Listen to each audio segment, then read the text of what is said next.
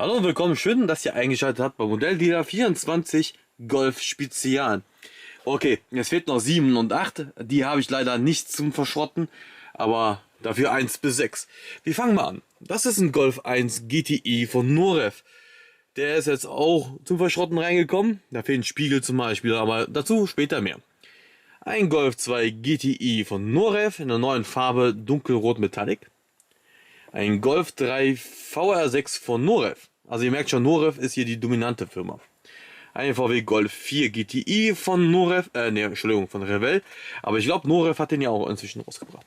Ein VW Golf 5 von Burago. Der ist schon Teil, fehlt, aber gut, so ist es. Ein VW Golf 6 GTI von Norev. Ein schönes Modell. Ich mag eigentlich keinen Golf, aber der gefällt mir schon irgendwie. Ich würde mir den zwar nicht kaufen, aber scheiße finde ich den jetzt von rein optischen Gründen auch nicht. So, da finde ich den hier schon von der Golf 4 GTI schon mal unspektakulärer. Wobei es den auch in R gibt und das sieht cool aus. So, also freut euch auf ein Spezial. Wenn ihr euch fragt, warum mache ich nicht einzelne Videos, weil von dem Golf 1 hier habe ich inzwischen 3 Videos. Von dem Golf 2 habe ich glaube ich inzwischen 4 oder 5 Videos von Norev. Davon habe ich auch 2 Videos. Davon habe ich glaube ich noch gar kein Video. Von dem auch nicht. Von dem weiß ich gar nicht mehr. Also wie gesagt. Deswegen habe ich mich entschlossen, komm, scheiß drauf, mache ich einfach ein Golf-Spezial. Da könnt ihr euch alles in einem Zug durchgucken. Ich werde mich auch ein bisschen beeilen beim Zerlegen. Ich werde mir jetzt nicht also eine Stunde Zeit lassen pro Modell oder irgendwie sowas. Das wird jetzt hier zügig abgearbeitet werden, weil die Teile gehen auch noch sehr zeitnah online. Weil die Nachfrage nach den Teilen ist gigantisch. Hier sind auch schon ein paar Teile zum Beispiel reserviert. Aber dazu später mehr. So, das war's. Es geht los mit natürlich dem Golf 1. Danke fürs Zugucken und freut euch. Ciao.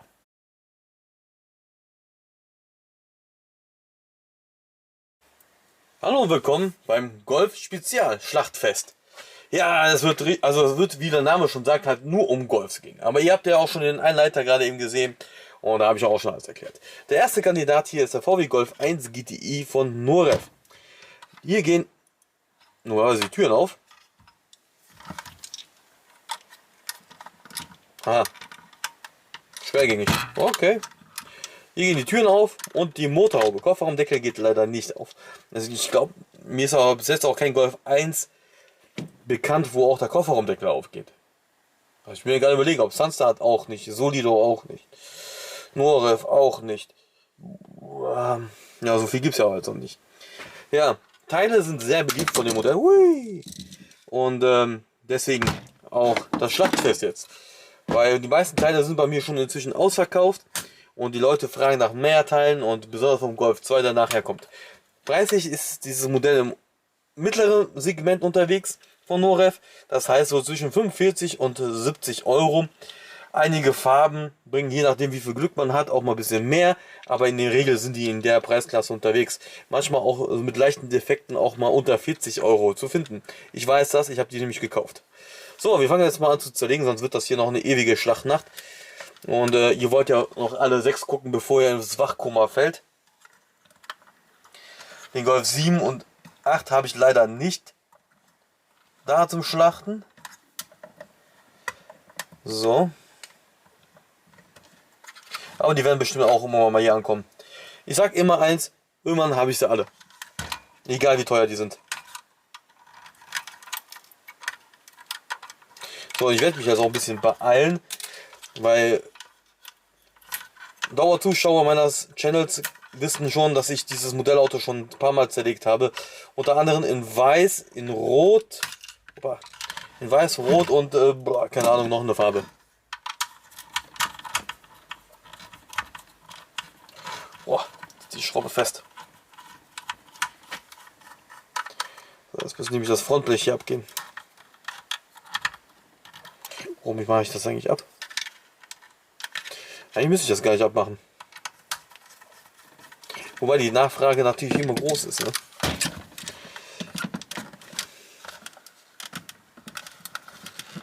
Normalerweise kann man die Felgen einfach nur abziehen. Ja, geht doch. Die sind jetzt natürlich beim Golf 1 jetzt noch nicht so spektakulär. Ne? Später beim Golf 6 sind das richtig geile Felgen. Eins 3 und 4 hatten eigentlich nie so tolle Felgen gehabt.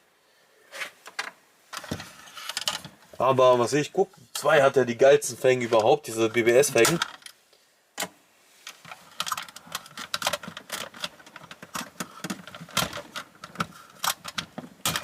So, und die Felgen, wie gesagt, kann man einfach abklipsen.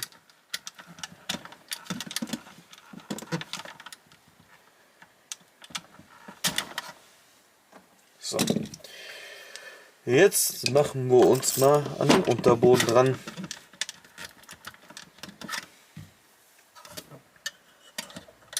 Ich habe schon, bevor ich mit den Videos angefangen habe, habe ich bestimmt schon 10 Golf 1 von Noref zerlegt. Und Nachfrage ist immer hoch. Und die Teile von dem Modell werden wahrscheinlich auch relativ schnell wieder weg sein.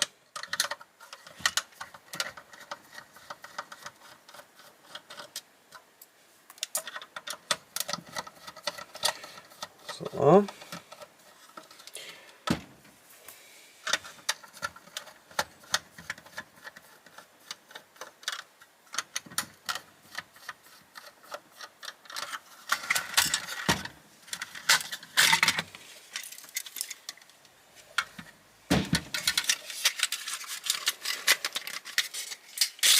Hoppa, kriegt ihr schon alles um die Ohren. Ja, die Innenausstattung ist ganz gut geworden, sogar mit Gurte vorne. Hinten hat er so, glaube ich, damals noch keine gehabt. Auch dieses Karo-Muster, boah, ich liebe diese VW Karo-Muster damals, ne? Die Sitze vom Golf 1, schon Scirocco und boah, ich fand das immer so richtig geil. Und es ist immer noch eine Augenweide, wenn ich die heute noch sehe in diesen Mustern. Toll, ich liebe diese Innenausstattung. So.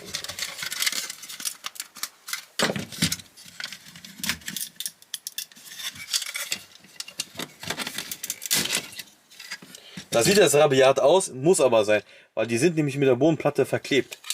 Ja, der Motor ist nur eine Platte mit ein bisschen Aufbau, nichts Besonderes, nichts Spektakuläres, aber reicht. Man kann ja froh sein, dass es inzwischen Motoren gibt. Und die Lippe hat sich jetzt gerade von alleine abgelöst. Sehr nett. Stoßstange hinten. Ja, also heute sind viele Kultautos dran gewesen.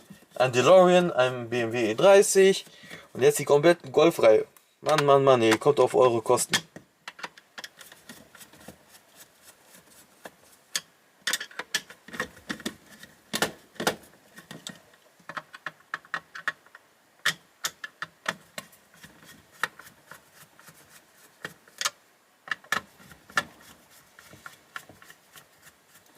So.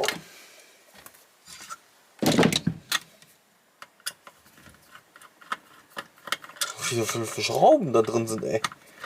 Meine Fresse, ey.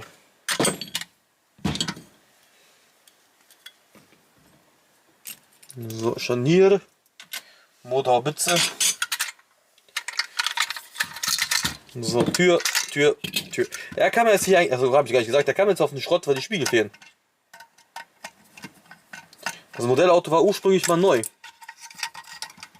Ob das jetzt vom Werk so rauskam, das Modell ohne Spiegel, kann ich euch jetzt nicht mehr beantworten. Ich habe nur den Auftrag bekommen zu zerlegen.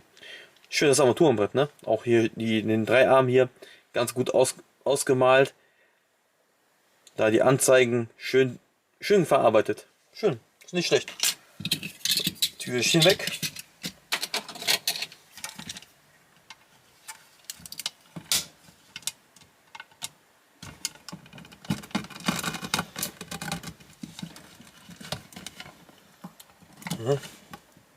Ja, komm schon. Das geht immer sonst immer so super leicht ab. Ja, geht doch. Also normalerweise haben die sich nicht so viel gewährt. Die Innenausstattung, oder der Himmel zumindest.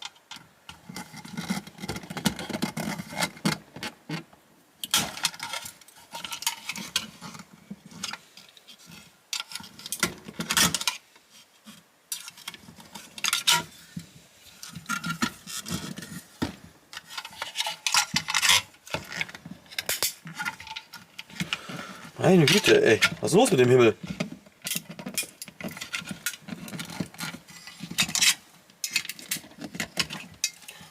So einen Kampf habe ich selten erlebt. So, die Windschutzscheibe hat sich gelöst. Schon mal ein guter Anfang. Ich glaube, ich brauche ein längeres Werkzeug.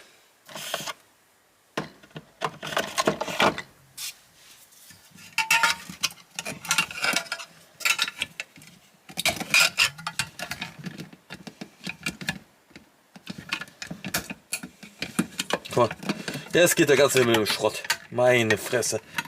Was stimmt nicht mit dir? Ja, kaputt gegangen. Das ist ja nicht so schlimm. Also normalerweise ging das eigentlich immer ziemlich einfach ab. Warum dieses Teil jetzt so am Rumspacken war, ist mir leider ein Rätsel.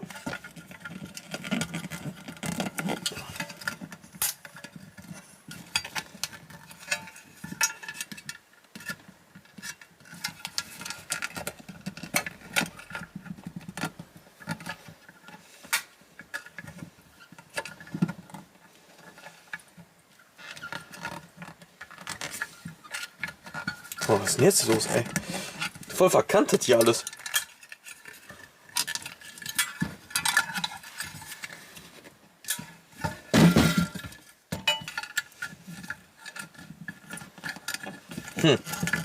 Aha.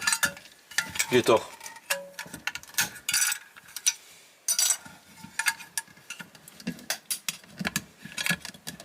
Ne, die Mutter hat Dremel ran. Dremel. Da hilft es auch kein Aushebeln mehr.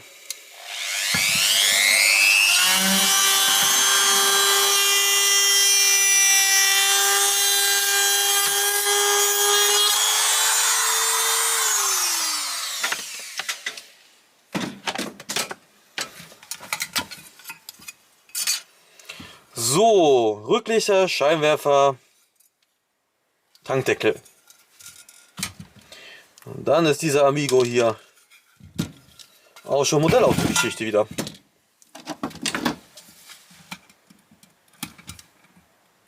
So, Scheinwerfer.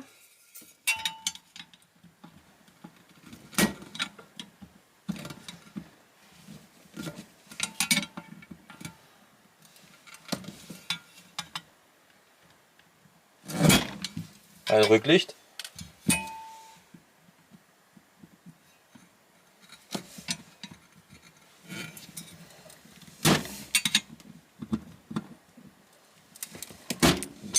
Noch ein Rücklicht.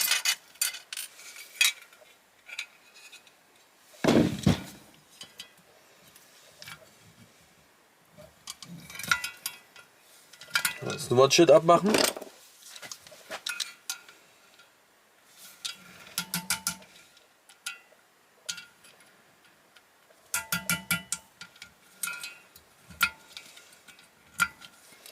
Hier kann man auch noch das ganze Heckblech abschrauben. Für Leute, die es umlackieren wollen. So.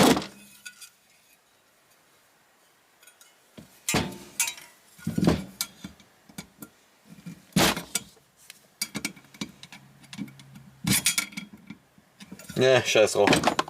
So. 11 Minuten, ey. Meine Fresse, eigentlich wollte ich eine schnelle Sache draus machen, aber gut. Golf 1 GTI von Noref ist zerlegt. An sich ist es echt ein gutes Modellauto. Nicht perfekt, aber immerhin. Preis-Leistungs-Verhältnis stimmt schon mal. Ja, und wir machen bündig schnell weiter mit dem Golf 2.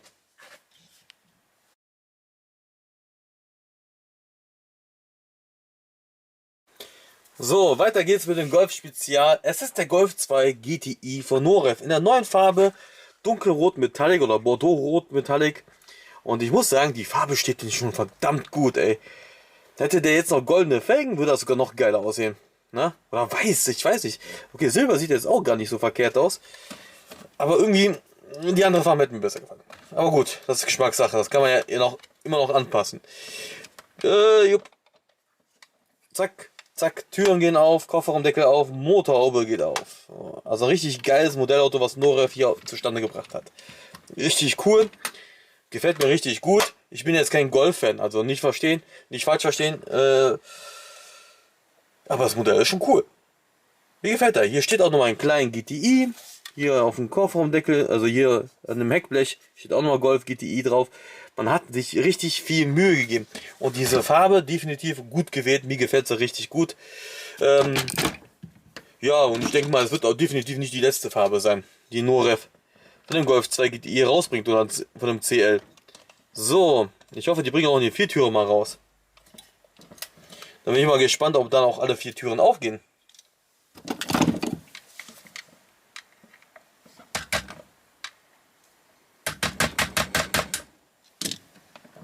Na komm.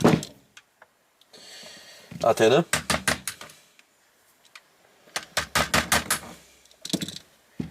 So. Weiter geht's. Ja, Norev dominiert den Golfmarkt. Wir können ja auch froh sein darüber, weil Norev gibt sich Gott sei Dank viel Mühe bei den Golfmodellen. Die Felgen sind auch ganz schön geworden, aber in Gold, wie gesagt, hätte das mir besser gefallen, weil diese BBS-Felgen sahen in Gold immer top aus. Wobei der Schriftzug, der ist jetzt ein bisschen sehr weit nach links unten geraten, der ist nicht schön Mitte zentriert. Ihr könnt das kaum noch erkennen, aber ich sehe es hier gerade, dass hier oben nicht ganz bündig ist. So. Ja, hier ist es schon besser. Hier ist er ein bisschen runter in der Mitte, also nicht ganz in der Mitte, sondern ein bisschen tiefer, aber noch absolut in Ordnung. Also besser wie das andere. Ja, der ist perfekt. Der ist genau in der Mitte gelandet. So. 6 Schrauben für eine Zylindeраusstattung. Made in China. So, ich muss mich mal ein bisschen beeilen, ey. Warten ja noch. 4 Golfmodelle noch. Das wird, glaube ich, das längste Video, was ich je gemacht habe.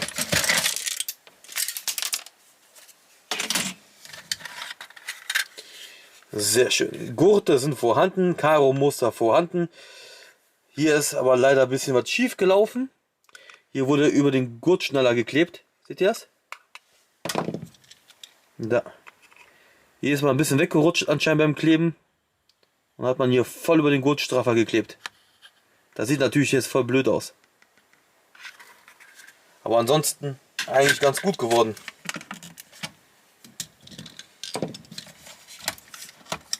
Stoßstange.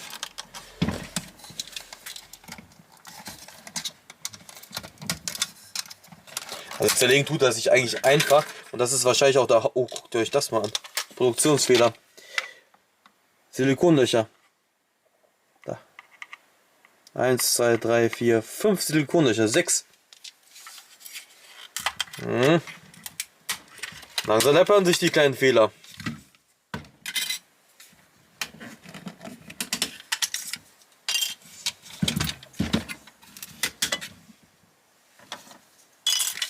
An den Golf 2 Modellauto ist alles beliebt. Also es gibt keinen Teil an dieses Modell, was keine Nachfrage hat. Komischerweise. So, wie gesagt, ich muss mich mal ein bisschen beeilen, ey. Ich lasse mir so viel Zeit wieder. Meine Fresse, ey.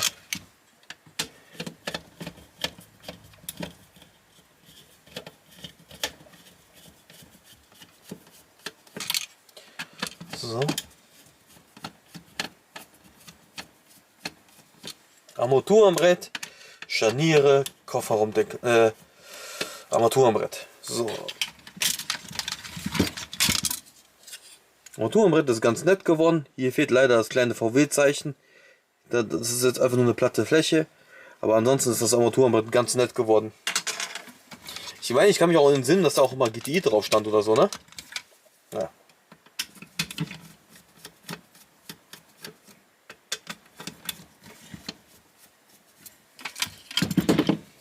Tür Nummer 1. Aber er ist ziemlich sauber lackiert worden. Ich konnte jetzt keine großartigen Lackfehler entdecken. Von innen ist er auch ganz gut auslackiert. Das ist auch schon mal ganz gut. Aber halt die Innenausstattung ist leider ein bisschen gefloppt. Bei einem Modellauto, dessen Wertpotenzial nach oben geht, auch die Neuauflage hier, die wird definitiv auch bald teuer werden. So. Denk mal, der wird sich dem roten anschließen. Der türkise Sondermodell. Ja, nicht schlecht, ne? Ist auch zwar nur eine kleine Platte, aber der Motoraufbau ist nicht schlecht. Alles schön auslackiert, VW-Zeichen gut zu erkennen. Selbst der Ölmessstab hier ist auch gut zu erkennen.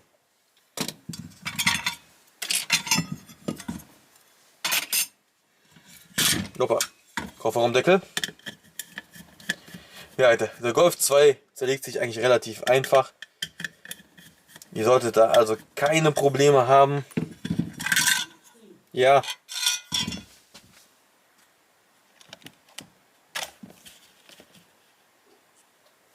So. Weiter geht's. Zum Beispiel wurde gerade kurz unterbrochen. So.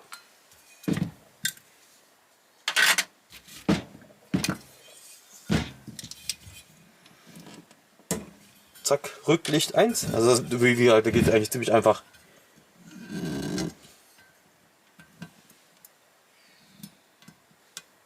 Komm.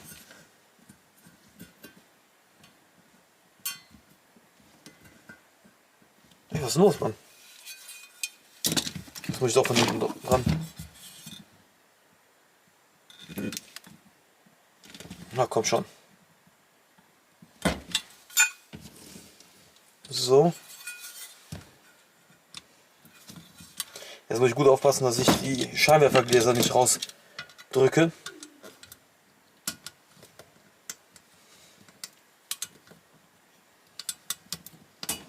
So, einer, zwei.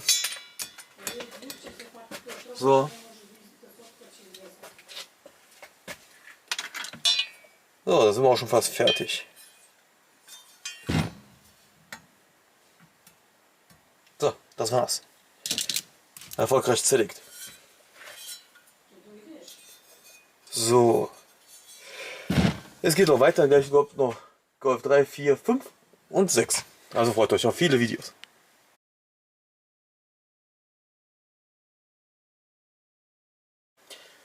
So, es geht zügig weiter mit dem Golf Spezial Schlachtfest.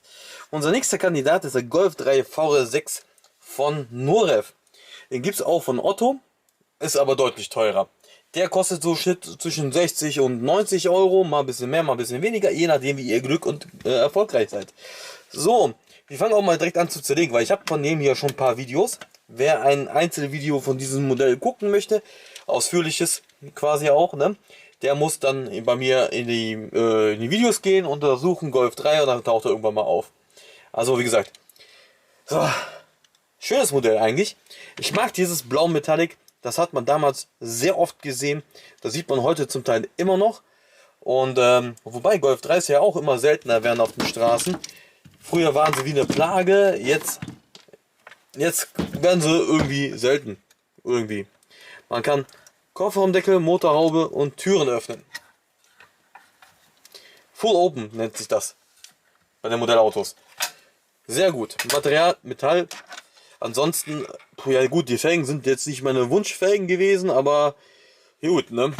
Besser wie gar keine. So, die kann man einfach abziehen. Normalerweise braucht man noch nicht mal zum Werkzeug für. Zack, zack. Ich muss mich ein bisschen beeilen, ey. So. Da stehen ja noch 3 Autos auf der Agenda. Aber ihr habt sie ja gesehen in dem Einspieler. Das Schöne an diesen Norev Golf Modellen ist, dass man die Stoßstange auch immer einzeln abmachen kann. Das finde ich sehr super. Besonders für mich als Teilehändler. So, zack, zack, zack. Ich glaube, beim Golf 3 hat es ja auch mit diesen schönen Innenausstattungen aufgehört. Der Golf 2 hatte ja noch dieses schönes Karo-Muster gehabt. Und der Golf 3 hatte, glaube ich, andere gehabt. Nämlich gar keine. Schade eigentlich, ne? Man hat hier zwar noch einen Teppich hingemacht. Hier auch, da auch, überall Teppich. Gurte fehlen. Komisch, ne? Beim Golf 2 gab es noch Gurte, beim Golf 3 schon keine mehr. Und die Innenausstattung ist komplett schwarz und total lieblos gemacht. Also, das sieht nicht mehr so top aus. Bin ein bisschen enttäuscht. Gut, so ist es halt.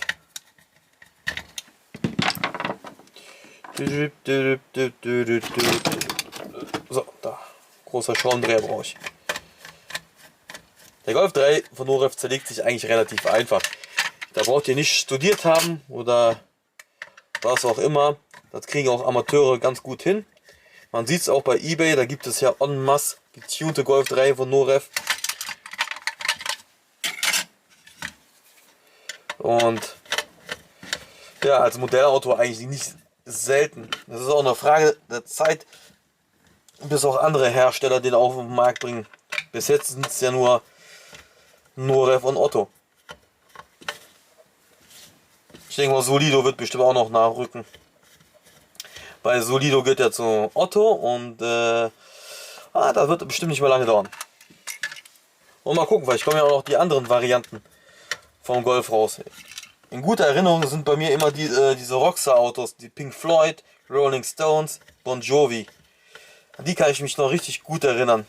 Genesis, oh ja genau, Genesis gab es ja auch noch.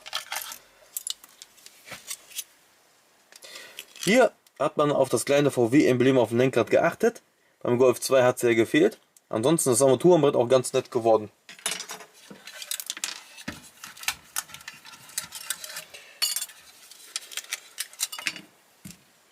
Die Scheiben kann man immer noch einfach nur rausdrücken.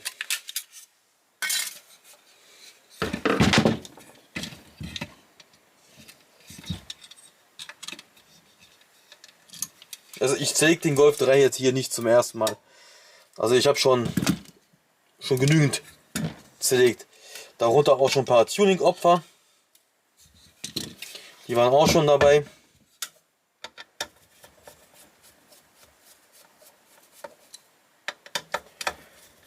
So. Zack. Scharnier.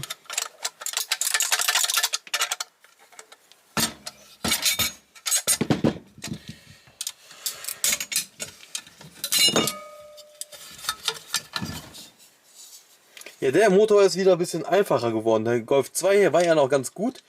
Der ist ja schon ein bisschen sehr einfach gehalten worden. Sehr wenig Farbe verarbeitet. So lala.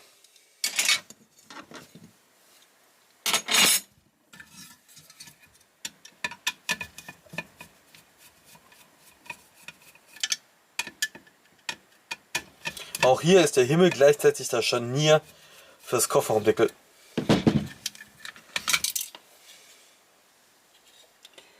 Ja. Schöne Farbe, die gibt es ja beim Corrado ja auch, die Farbe. Der Corrado ist einer der wenigen VWs, die mir richtig gut gefallen. Bin kein VW-Fan, also. Guck mal, jetzt geht mir der Himmel kaputt. Nur weil ich schlecht über VW gerade rede. Ja. Kaputt. Loch.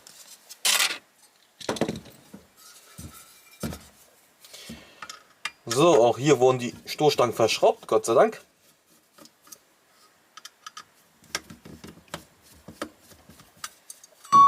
Und aus Metall.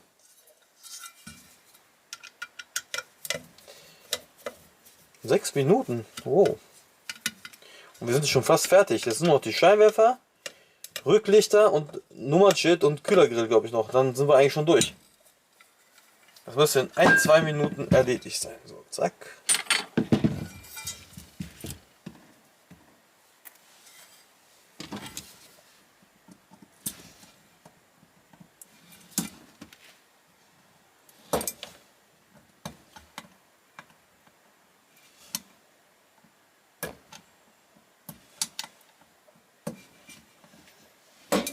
So. Ein Scheinwerfer, 2 Scheinwerfer. Und der Kühlergrill, jetzt einfach rumdrehen.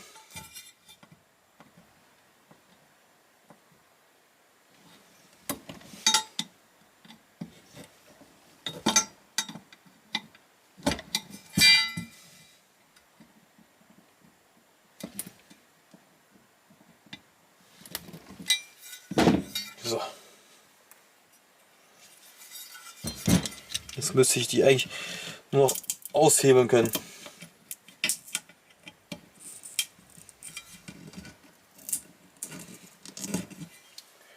Ein Rücklicht.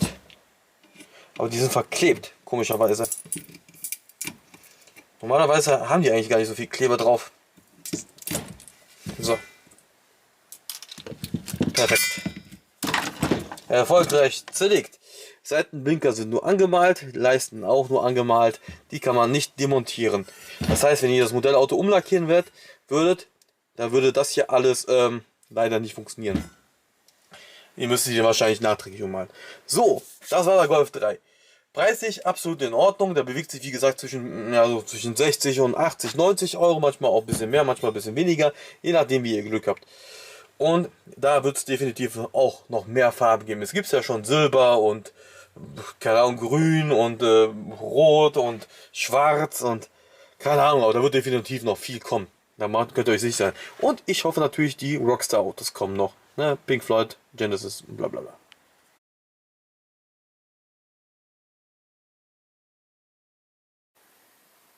Hallo und willkommen beim Golf Spezial Schlachtfest. Unser nächster Kandidat ist der Golf 4 GTI von Revell. Hier geht leider nur die Motorhaube auf und die beiden vorderen Türen. Typisch Revell, geht hinten die Heckklappe nicht auf. Der kam jetzt hier auf den Schrott, weil Gebrauchsspuren, Heckscheibe ist eigentlich abgefallen und irgendwas war noch eigentlich defekt. Also auf jeden Fall hat er noch Lackfehler. Das ist jetzt keine Zinkpest oder so, das ist einfach nur blöd. Ja. Die Felgen sind ganz schön, aber irgendwie gefällt mir der Golf 4 GTI gar nicht. Ist kein schönes Auto in meinen Augen. Da gefiel mir der Golf 2 und der Golf 6 GTI schon deutlich besser. So, wir fangen mal an, direkt zu zerlegen. Guck mal, wie viele Schrauben. 1, 2, 3, 4, 5, 6, 7. 7? Hinten keiner mehr. 7 Schrauben. Puh, erstmal schaffen, ne? So, preislich ist dieses Modellauto immer sehr stark schwankend. Manchmal kriegt man das Modellauto für um die 20 Euro. Manchmal bezahlt man auch schon deutlich über 50 Euro, so 60 Euro, 70 Euro. Und es gibt auch immer wieder mal Neuauflagen. Ich glaube aktuell ist Silber, ne? Oder Weiß? Ich meine Silber wäre es aktuell. Also die werden eigentlich immer noch hergestellt. Revell produziert ja auf Bestellung. Das heißt, bestellt ihr 1000 Stück, könnt ihr euch die Farbe aussuchen.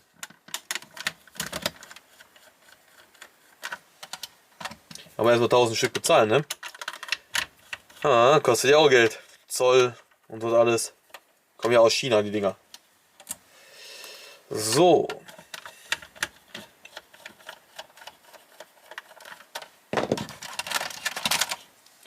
Zack. Unterboden ist auch schon parat. Wie gesagt, die Felgen sind ganz nett. Sind mal ein bisschen zu silber glitzernd geworden, aber ansonsten eigentlich ganz schön.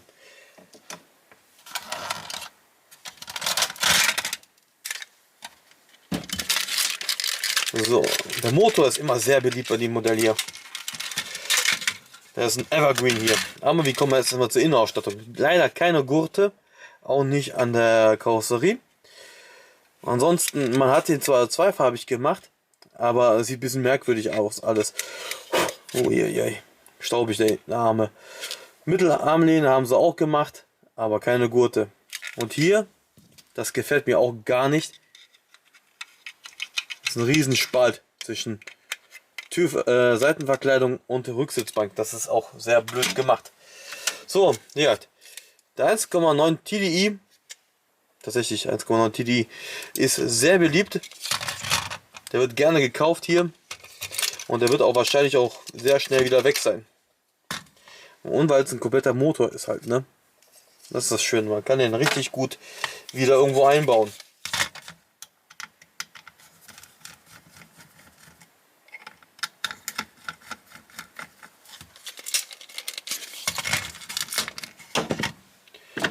Jo.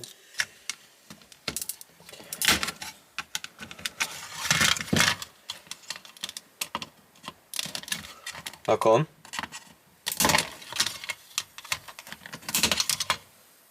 So. Weiter geht's. Und hier wird definitiv noch gedremelt gleich. Die Türen sind nur eingeklipst. Also nicht verschraubt oder irgendwie sowas. Also keine Panik, wenn ihr mal so ein Modell zugeschickt bekommt und die Tür liegt lose bei. Die müsst ihr nur einfach nur wieder einklipsen.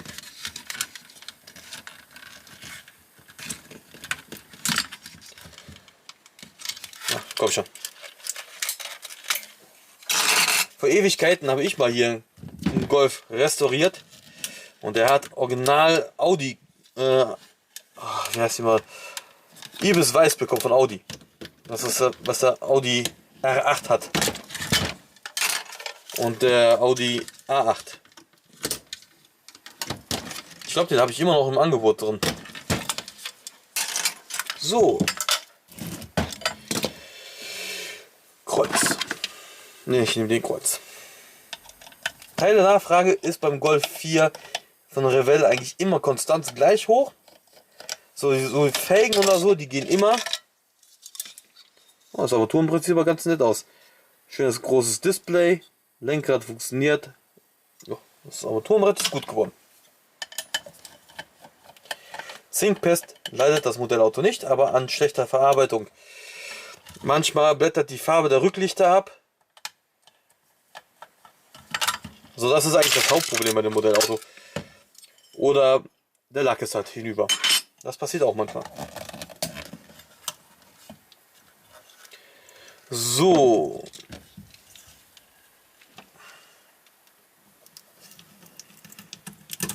Scheinwerfer.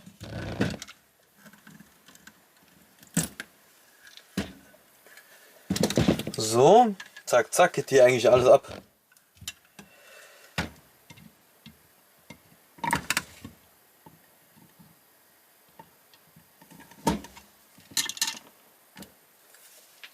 Ja, die Motorteile gehen eigentlich auch ziemlich easy ab.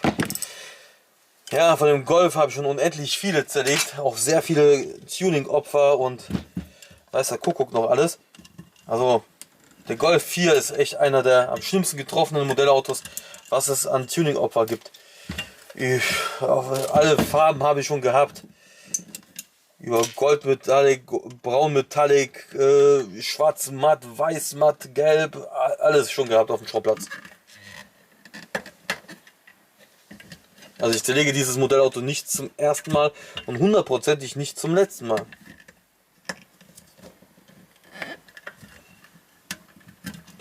Komm schon, Wischer. Na, geht doch.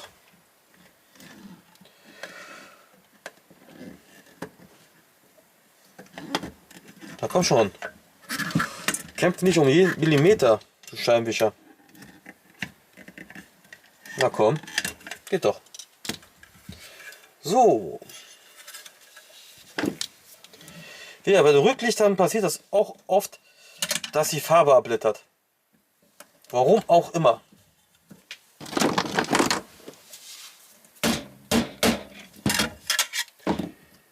Hier habe ich das Glück, hier blättert die Farbe nicht ab. Also das Rot ist von hinten anlackiert und das blättert ab.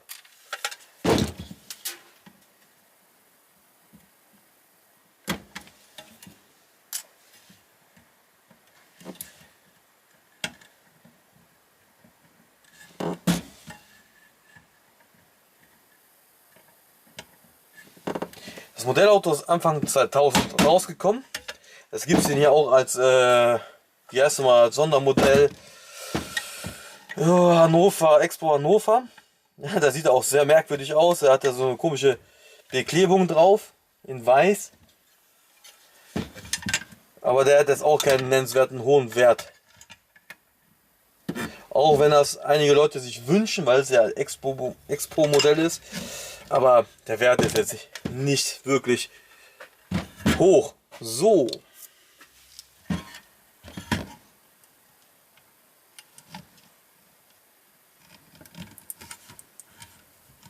Scheinwerfer Inlets. Und gleich muss der Dremel ran.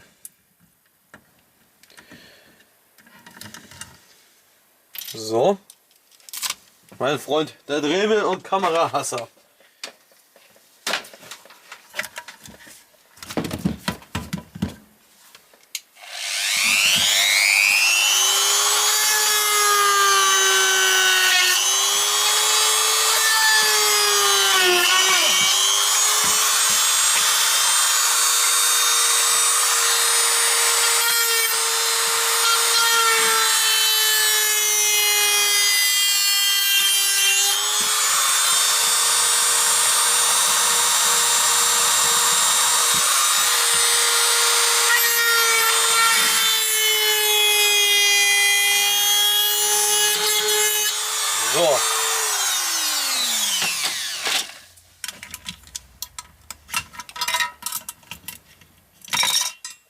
Perfekt.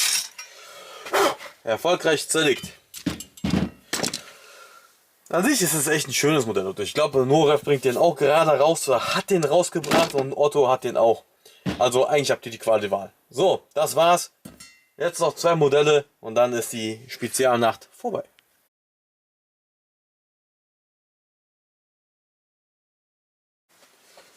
Schön, dass ihr immer noch dabei seid. Der nächste Kandidat ist der VW Golf 5 von Burago. Es gibt den auch von Valley und von Norev, aber Norev als 3-Türer. Und Burago und Valley haben den als 4-Türer rausgebracht. Man kann die beiden vorderen Türen öffnen, man kann die Kofferraumdeckel öffnen und die Motorhaube. Die beiden hinteren Türen gehen leider nicht auf. Dieser hier kam jetzt hier auf den Schrott, weil er eigentlich schon ziemlich stark ramponiert ist. Der hat anscheinend einen Sturzschaden hingelegt, da ist die Antenne abgebrochen, die Heckscheibe ist kaputt gegangen, ein Rücklicht fehlt, Lackschäden hat er überall und ein Scheinwerfer fehlt und ein Spiegel fehlt und. Ja, er ist ein wirkliches Wrack. Die Rohkarosse wird auch wahrscheinlich auf die Schrottpresse warten, weil mit so starken Lackschäden kann ich die nicht mehr verkaufen und nach einem Sturz ist auch immer die Gefahr, dass die Karosse verzogen ist. Des Weiteren ist der Spiegel hier, hat sich die Farbe schon geändert, weil das ist hier ein Gummi, ne, seht ihr Gummi? Eigentlich schlau von Burago, weil sonst bricht er ja gerne mal ab, dass sie aus Gummi gemacht haben. Aber blöd ist, weil das Modellauto schon ein bisschen älter ist, hat sich das farblich voll verändert. Das ist ein ganz anderes Silber wie das. Das sieht jetzt für euch ganz gut aus, ist aber ganz schrecklich. So. Das müsste ein Chinese Burago sein. Genau, ist er. Also er gehört schon zu den neuen Buragos, die in China produziert sind. Na toll, ist mir die Achse jetzt auch noch abgebrochen, ey. Mein Gott. Ist das hier ärgerlich schon. Oder ist er geklebt gewesen und deswegen abgebrochen. Naja. Oh. Kreuz, Kreuz, Kreuz, Kreuz.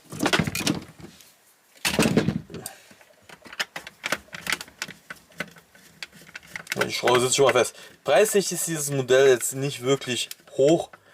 Er bewegt sich je nach Zustand zwischen 5 bis 25, 30 Euro.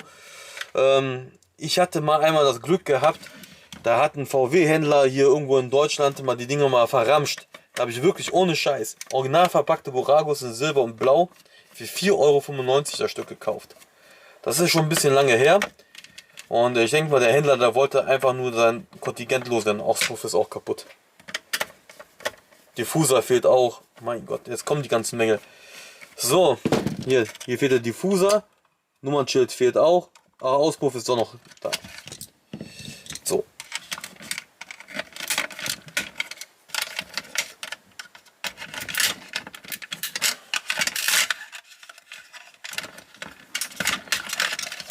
Komm raus, der Auspuff.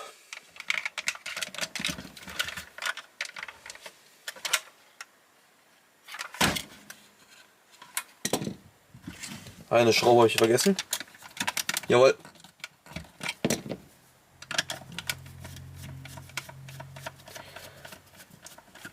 Sagen wir mal so, für die Preisklasse ist dieses Modellauto definitiv gut. Schlecht ist er jetzt nicht. Aber ist halt kein High-End, ne? Ist kein Vergleich zu den Modellen von Norev. Die haben ja richtig geile Modellautos rausgebracht. Und nicht abgebrochen. Nur gesteckt. Oh, okay.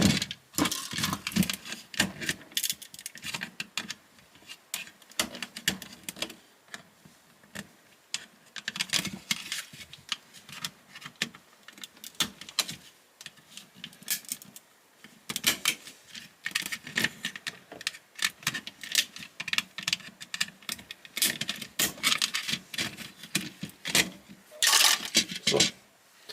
Ja, die Felgen sind jetzt nichts Besonderes, ne? Ist halt ein ganz normaler Golf 5 halt, ne? Kein GTI, kein VR6, kein Golf 6R, kein Golf 5R. Ist einfach nur ein Golf. So. Spinne jetzt. Spinne wohnt aber nicht mehr drin, oder? Ah, wenn. Habe ich jetzt ewig. Gurte hat der schöne. Die Sitze sehen auch ganz gut aus. Den Kofferraum hat er auch. Armaturenbrett. Ja, ist zweiteilig, der andere Hälfte hängt noch da. Aber ansonsten eigentlich ganz gut. Sogar mit den Pünktchen auf den Sitzen, auf dieses Muster halt, diese Pünktchenmuster, auch das haben sie umgesetzt. Sehr gut, Burago. Sehr gut.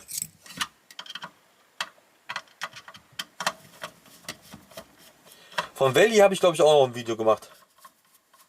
In roten Valley, glaube ich, habe ich mal zerlegt. Könnt ihr natürlich in den alten Videos mal rumstöbern. Da werdet ihr den Golf 5 von Valley auch finden. So.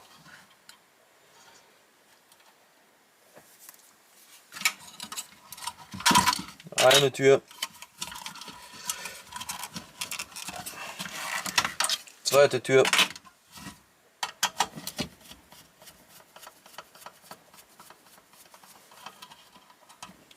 Die Scharniere sind auch ganz anders als die früheren Scharniere, die man von Burago kennt. So. Ja, der Golf 5 ist einer der ersten Modelle, die aus China kamen. Mit dem Touareg zusammen. Man sieht ja auch hier wieder den Unterschied zwischen den alten Buragos. Ist, dass der Motor hier, ein 1,6 FSI, nur noch eine Platte ist. Und kein Block, wie man die halt von Buragos halt kennt. Keine Lackschienen.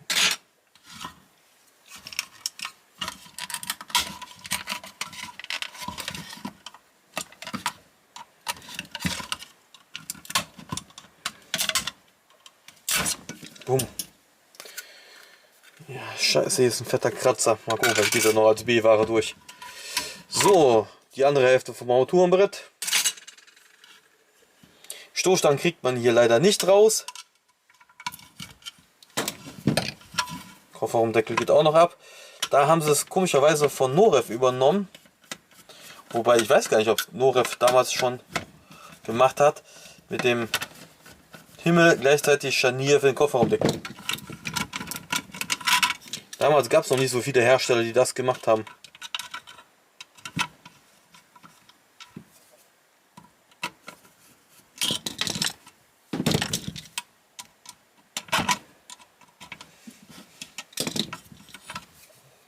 Mein Gott, was sind das für Schrauben?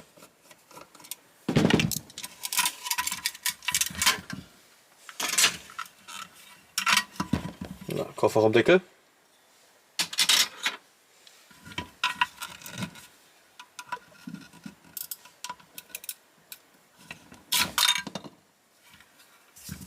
Ah krass, man kann die Türen abschrauben. Das hatte ich ja gar nicht mehr so in Erinnerung.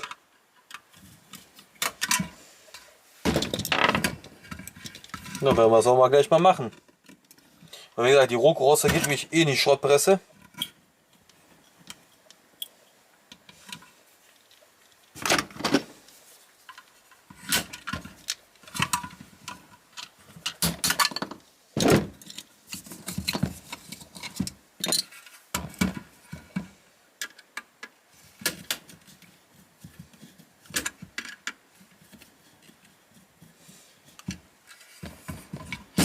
Mein Gott. Man kommt aber echt schwer an die Schraube dran. Jetzt klappt's.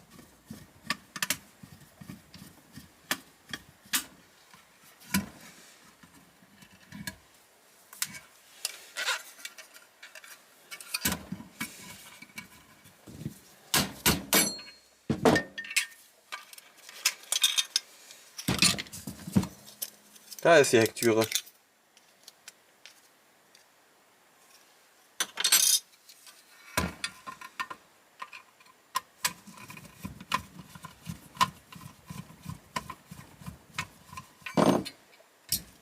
So.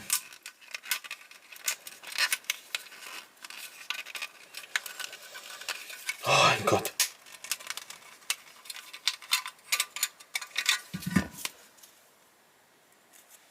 Zwei Gebrauchsspuren, aber nicht kaputt.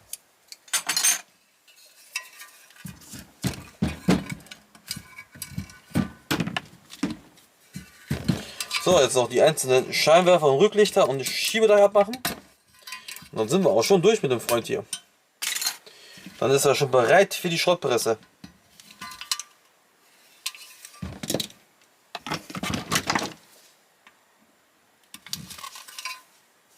falsche Seite.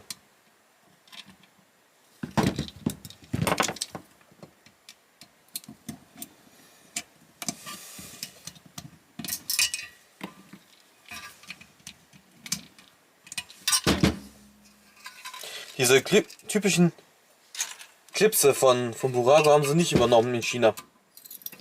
Jetzt sind sie verklebt, die Teile.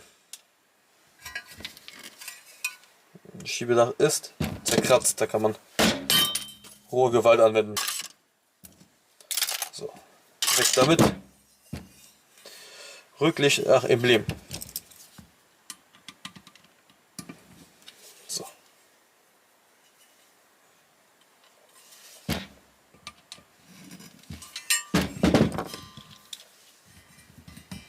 So, das war's.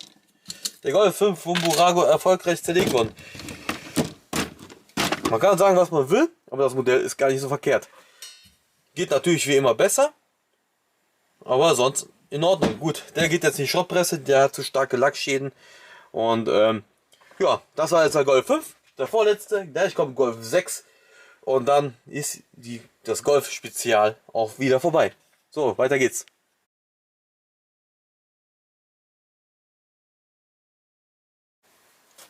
So, wir kommen beim letzten Modell des Golf Spezial Schlachtfest.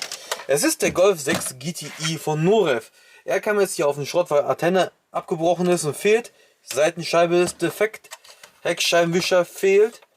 Und ja, sonst eigentlich nichts Besonderes. Ja, eigentlich nichts Besonderes weiter. Ja, schönes Modell auf jeden Fall. Hier sind auch schon ein paar Teile reserviert, wie der linke Scheinwerfer, die Felgen und die Stoßstange vorne. Der Rest geht dann in den regulären Verkauf. Man kann hier die Türen öffnen, Kofferraumdeckel und die Motorhaube. Na komm, Motorhaube.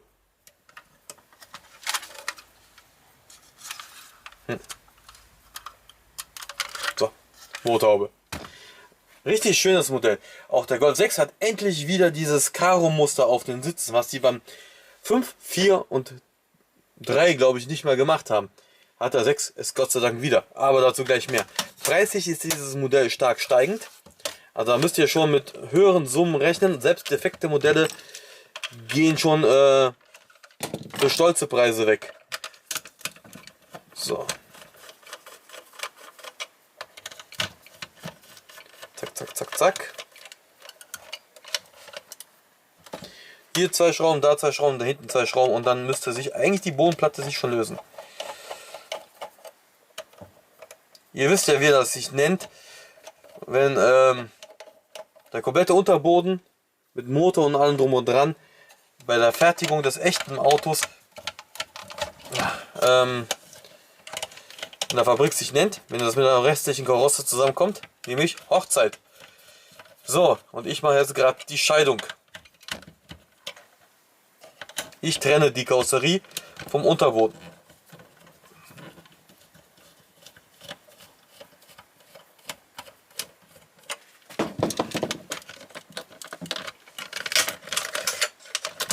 Zack, zack, zack. Da löst sich schon der Unterboden ab. So, die Felgen sind ja schon gesichert. Schöne Grüße an dich, Dominik. Ich weiß, du guckst dieses Video gerade. So, endlich wieder diese Sitze, ne? Geil. Gurte hat er auch, sehr gut. Das haben sie ja beim Golf 3, haben sie es ja vergessen. Aber ansonsten eigentlich alles tutti, ne? Der Motor ist jetzt nichts Besonderes, der steht zwar TFSI drauf, aber ist leider nur eine billige Platte. Also man hat sich hier definitiv sehr wenig Mühe gegeben. Ja, das ist der Motor. Der Rest ist nichts. Wahnsinn, ne? Wenn man überlegt, beim 1, 2 haben sie sich noch richtig Mühe gegeben, beim 3er schon fast gar keine mehr. Und beim 6er erst recht. So. Beim Golf 5 meine ich, wäre das auch so gewesen. Auch nur so ein kleines Läppchen Motor. So, Felgen sind reserviert.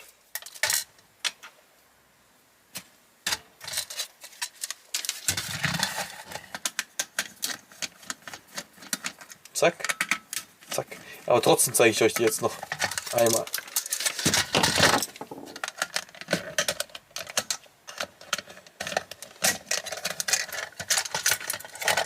So. Weil die Felgen sind für mich persönlich die schönsten GTI-Felgen, die ich kenne. Die sehen echt Bombe aus. Richtig schöne Felgen. So. Ui.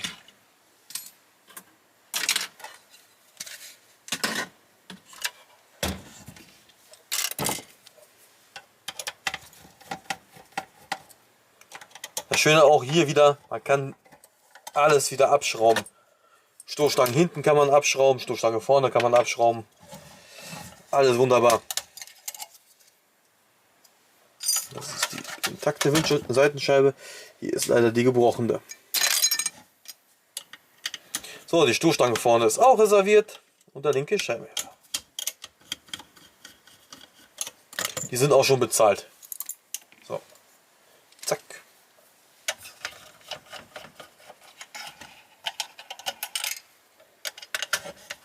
Kommen wir zum Armaturenbrett. Das wird bestimmt auch interessant werden. Ich habe schon ewig kein Golf 6 mehr zerlegt. Ich habe 1-2 Jahre her. Oh, das ist ganz nett geworden. Schönes blaues Display mit der flachen, mit dem flachen Lenkrad hier unten. Emblem ist auch schön mittig. Richtig schönes Armaturenbrett. Sehr gut, Noref, sehr gut.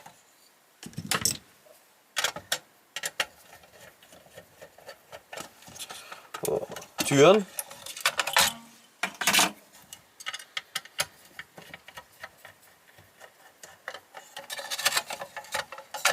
So.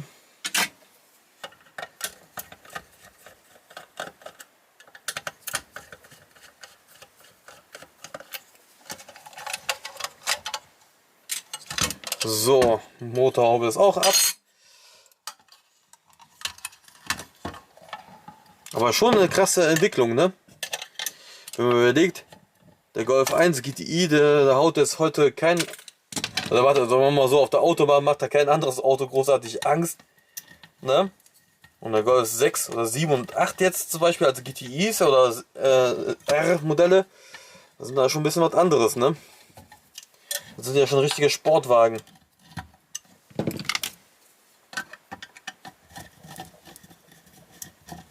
So, komm schon. Komm.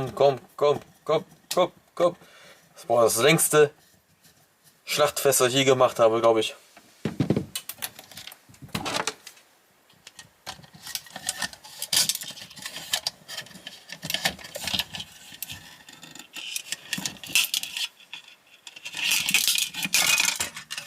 So, der Himmel, Windschutzscheibe, linker Scheinwerfer. Ui, Kofferraumdeckel. Geflüchtet. Mein Fehler. Aber auch hier schön mit GTI-Schriftzug. Alles richtig schön geworden, ne? Und das finde ich auch geil, dass hier innen drin selbst diese Muster von den Reflektoren da drin noch übernommen haben. Sehr gut. Linker Scheinwerfer.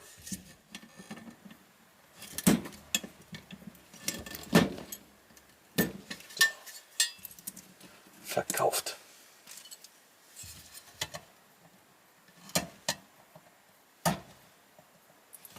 Und der rechte geht in den Verkauf. Kühlergrill.